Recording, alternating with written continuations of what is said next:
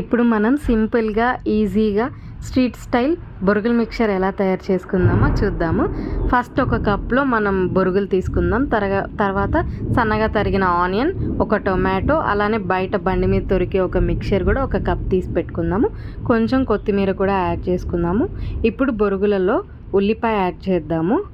తర్వాత వచ్చేసి టొమాటో కూడా యాడ్ చేద్దాము. ముందుగా తీసుకున్న కొత్తిమీరని కడిగేసి కొంచెం యాడ్ చేద్దాము. తర్వాత మిక్చర్ కూడా యాడ్ చేసేద్దాము. తర్వాత దీన్ని కొంచెం కలిపేస్తే మనకి అన్నీ కలుస్తాయి. తర్వాత ఇందులోకి మనం కొంచెం కారము, కొంచెం ఉప్పు, కొంచెం ధనియాల పొడి, ఈ 3 యాడ్ చేద్దాము. ఎవరికి రుచికి తగ్గట్టు వాళ్ళు యాడ్ చేసుకుంటే ఇది సరిపోయిద్ది.